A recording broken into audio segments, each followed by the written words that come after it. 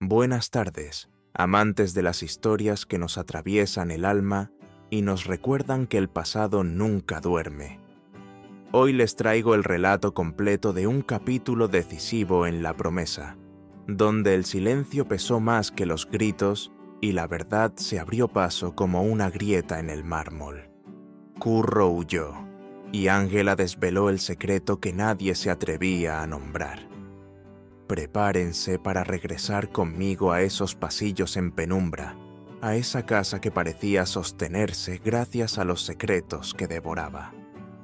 La noche había caído sobre La Promesa con una densidad extraña, como si el aire se hubiera llenado de cera derretida y los muros respiraran con dificultad. Cada reloj marcó una hora más lenta de lo habitual, y los pasos de los criados, desde las cocinas a las buhardillas, se apagaron por respeto a una oscuridad que imponía su ley. Curro, aún palpitante por dentro después del enfrentamiento con Lorenzo de la Mata, caminó sin dirección clara por el corredor que llevaba a su cuarto, sabiendo que su vida acababa de quebrarse en dos. Aquellas palabras del hombre que lo había humillado tantas veces se le habían clavado como cuchillos. «Solo te casaste con Ángela para desafiarme». Entonces, Curro había dicho que sí.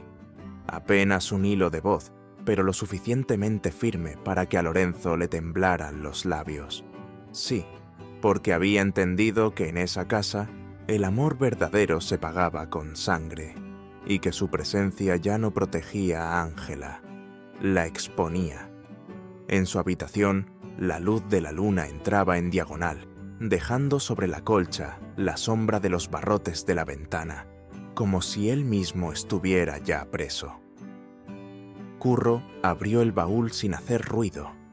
Puso encima de la cama el pañuelo que Ángela había perfumado una tarde de verano, la camisa que llevaba el día en que sus miradas coincidieron por primera vez en el jardín del Rosal, una carta doblada y sin firmar, un medallón que alguna vez encontró en la orilla del estanque. Cada objeto era una despedida. No los tocaba con prisa, los rozaba con una reverencia sencilla, como si les pidiera perdón por tener que abandonarlos. Miró hacia el exterior. La luna bañaba el jardín donde Ángela dormía, y de pronto sintió que el silencio no era paz, sino un grito contenido que solo su corazón oía. Se dijo que no volver a verla le partiría en dos, pero que imaginar a Lorenzo apoderándose de su vida, de su voluntad, de su cuerpo, era peor que morir. Huir dejó de ser cobardía para convertirse en sacrificio. Decidido, empezó a hacer la maleta. No eran muchas las pertenencias: 2 mudas, un libro roto por el lomo, un juego de cartas, una navaja superviviente del servicio militar. Cerró el cierre con dedos helados y apoyó la frente en el marco de la ventana, respirando hondo, como si aspirara por última vez el aire de un hogar que nunca llegó a serlo del todo. Afuera, una lechuza cruzó el patio con un vuelo silencioso.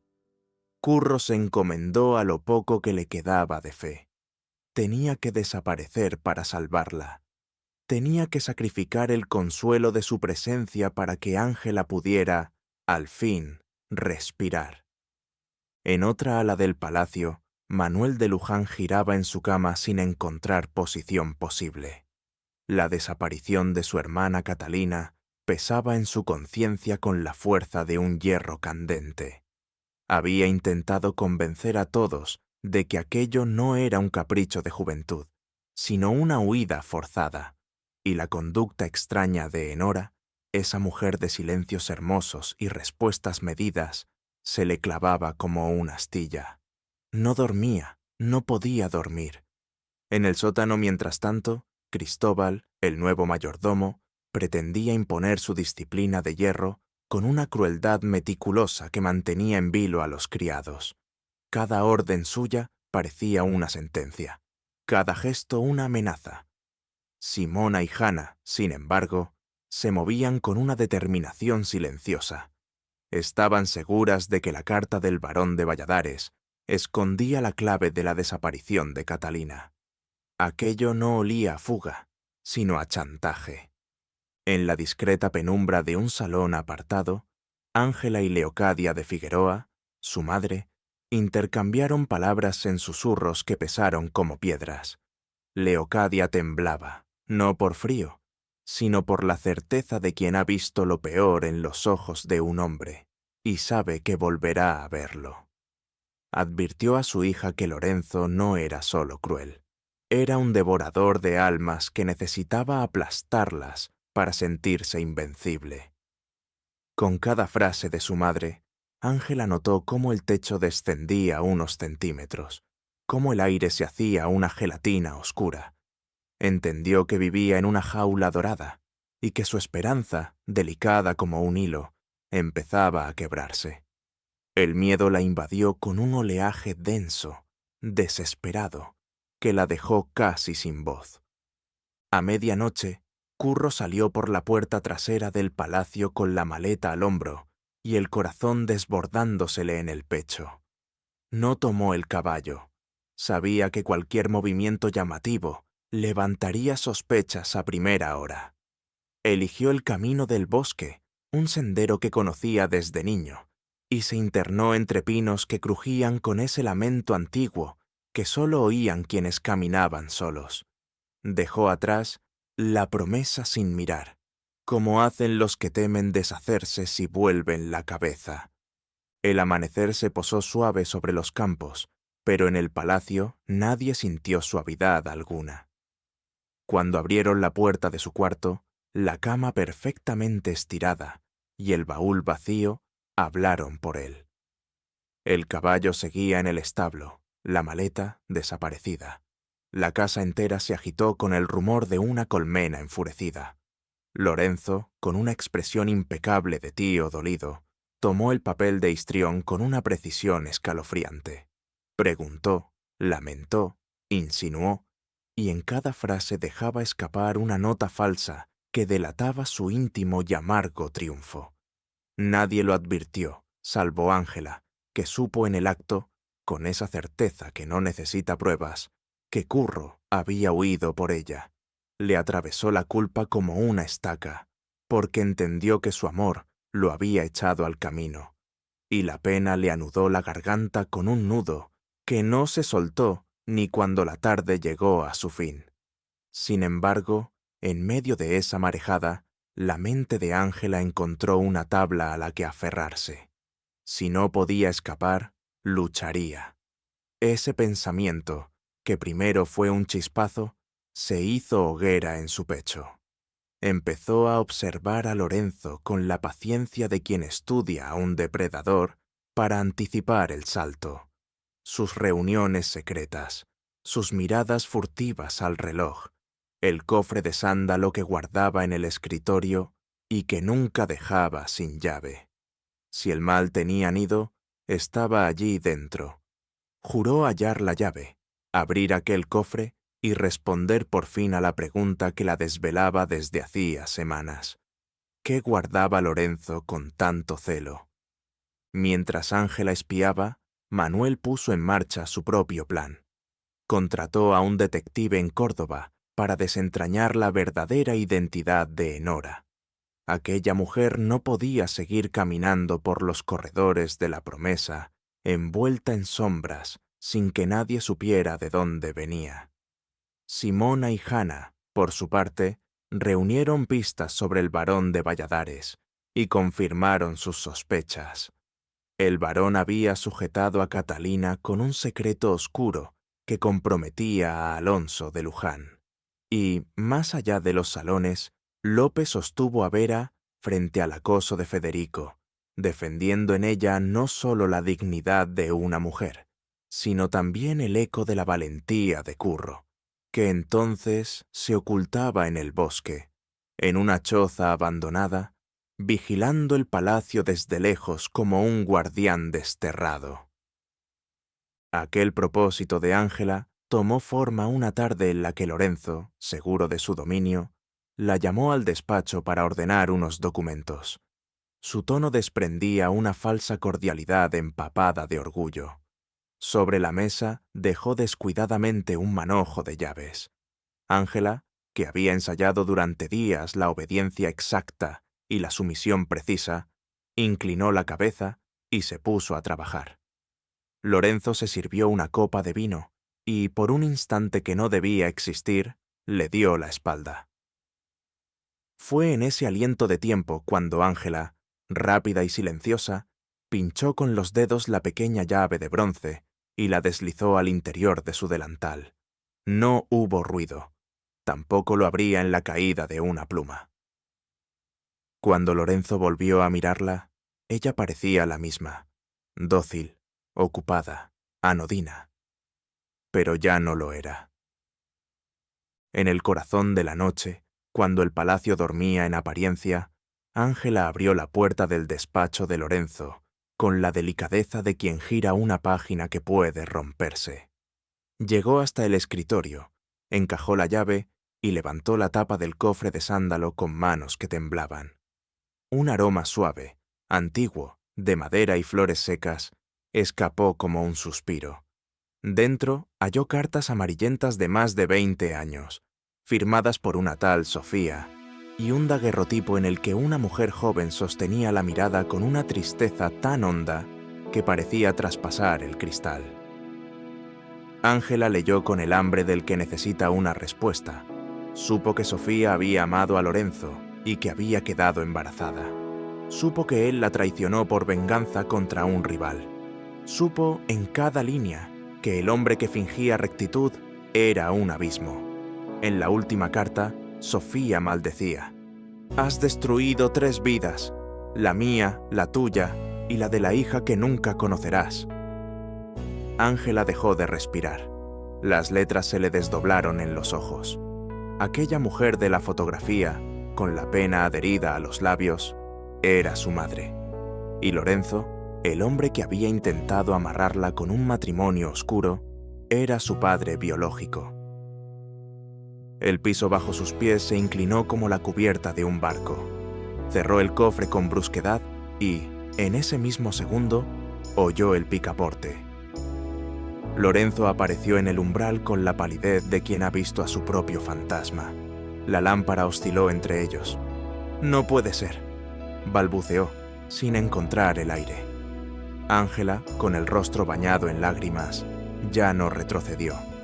«Sofía era mi madre», dijo, y su voz sonó nítida, sin temblor. «Ibas a casarte con tu propia hija para cerrar un capítulo de venganza que solo existe en tu soberbia». El silencio estalló como un vidrio. Lorenzo quiso negar, quiso ordenar, quiso mentir, pero el cofre abierto le cortó la lengua. En ese instante irrumpieron Alonso y Cruz, alertados por el alboroto. Ángela sostuvo su mirada con la entereza de quien ha visto el fondo del pozo y ya no teme la oscuridad. Relató lo hallado, línea por línea, carta por carta. Las paredes escucharon. Los pecados de Lorenzo quedaron desnudos bajo la luz frágil de la lámpara. A la misma hora, lejos de esa sala, Curro se enfrentaba a Federico junto a la tapia del camino. Había escuchado los gritos de Vera y no dudó. A solas no lo habrían vencido, pero Federico traía consigo a 2 matones de mirada turbia. Curro se plantó ante ellos con el temple de quien ya no se pertenece. La pelea fue breve y feroz, con la violencia seca de las cosas necesarias. Cuando todo terminó, Vera temblaba, pero estaba a salvo. Curro, con el labio roto y la camisa desgarrada, sintió que todavía podía ser útil a alguien, y aquello fue un consuelo que no esperaba. Mientras el hilo de la verdad se estiraba en el despacho, Manuel recibía el informe que había pedido. Enora no existía. Bajo ese nombre se escondía Inés de la Vega, hija de una familia noble enemiga de los Luján, infiltrada en la promesa con un propósito de venganza. Él, que había intuido el abismo bajo sus pasos, comprendió al fin que el amor y la mentira habían compartido la misma mesa, y, en un rincón de las cocinas, Hanna y Simona llegaron al centro de la telaraña. Catalina no se había marchado por voluntad propia. El barón de Valladares la había forzado, protegiendo un secreto del pasado de Alonso que, tarde o temprano, estallaría como pólvora seca. Las tramas explotaron a la vez, como cuerdas de un instrumento demasiado tenso que se rompen bajo el mismo arco. En el gran salón, Ángela desenmascaró a Lorenzo ante los Luján. Fue un acto duro y limpio, sin retórica ni dramatismos innecesarios. Expuso el cofre, las cartas, los años de infamia. Cruz sintió en la piel la vergüenza de tener bajo su techo a un hombre capaz de ese horror. Alonso, clavado en el sitio, comprendió que el enemigo estaba más cerca de lo que suponía. Lorenzo intentó recomponerse. Buscó culpar a los muertos, culpó a la casualidad, culpó a la fatalidad, pero su defensa se desmoronó como sal mojada. Al mismo tiempo, Curro peleaba por Vera en el camino, y Manuel, frente a Inés, obtuvo una confesión que le partió el pecho. Ella había sido enviada para destruir, pero lo amaba. Inés no lloró, porque sabía que no había lágrimas suficientes para ese daño. Manuel, con la nobleza de quien comprende que la verdad y el perdón no siempre se dan la mano, le pidió que se apartara del camino de su familia. Alonso, ya sin titubeos, decidió ir a por Catalina, sin medir el precio. No era el momento de cuidar las apariencias, sino de rescatar a su hija de las garras del barón. Cristóbal, el mayordomo tiránico, pagó la ceguera de quienes creen que la disciplina es humillación y fue destituido. Pía recuperó su puesto. Con ese gesto, la casa empezó a recordar que la justicia también podía organizar el servicio, que no hacía falta el miedo para que las cosas funcionaran. Y entonces llegó el amanecer del gran día, con una luz pálida que se fue volviendo dorada a medida que atravesaba los vitrales. Curro, después de la noche de lucha, regresó a la promesa como entra el que no busca aplausos ni perdones, solo el lugar donde debe estar. No sabía si sería bien recibido, no sabía si el daño era ya irreparable, pero supo que, si la verdad se había abierto paso al fin, su sitio estaba junto a ella. Cruzó el umbral y encontró el salón lleno, la familia, los criados más cercanos, una calma extraña. Ángela lo vio entrar, y en su mirada se apagaron de golpe todas las sombras. Se acercaron sin prisa, pero con la urgencia de los que han esperado demasiado. Se abrazaron ante todos, no para exhibirse, sino para declararse supervivientes. A veces el amor no es un impulso, sino la perseverancia de quedarse de pie cuando todo lo demás cae. La caída de Lorenzo fue tan rápida como su ascenso. Despojado de su rango y de su máscara, se enfrentó a la realidad de sus propios actos. Nadie gritó, nadie celebró. El silencio del salón fue un acta de condena más elocuente que cualquier discurso. No hubo cárcel que pudiera limpiar aquello, pero sí había una medida elemental de justicia: el exilio. Lo enviaron lejos, no como una forma de olvido, sino como la única manera de que la promesa pudiera respirar sin el olor a podredumbre que él traía consigo. Lorenzo salió con la rigidez de los derrotados que no aceptan el espejo. La familia Luján, herida pero unida, empezó a coserse con puntadas pequeñas, de esas que van cerrando una herida sin que el paciente lo note del todo. Manuel, con los ojos velados por la pena y la determinación, asumió su papel con un temple nuevo. Pía reinstaló el orden en la casa con firmeza serena, y los criados volvieron a sus labores con una dignidad recuperada. Hanna y Simona, sin dejar de lado el trabajo, siguieron tirando del hilo que conducía al barón de Valladares, porque sabían que el origen de esta tormenta aún ruge más allá de los jardines. Curro y Ángela iniciaron un capítulo nuevo, no un cuento de hadas, sino una alianza de dos almas que habían mirado la muerte, la del amor, la de la esperanza y habían decidido vivir con sencillez, como quien abre las ventanas cada mañana y agradece el aire. En el gran salón, entre los muebles que habían presenciado demasiadas humillaciones, hicieron del abrazo la promesa que había dado nombre a la casa. Él le habló de su noche en el bosque, de Vera, del combate junto a la tapia. Ella le susurró las líneas de las cartas y el modo en que la verdad había cambiado su respiración. Los dos entendieron que el amor, a veces, es un barco que naufraga y otras, la costa que lo recibe.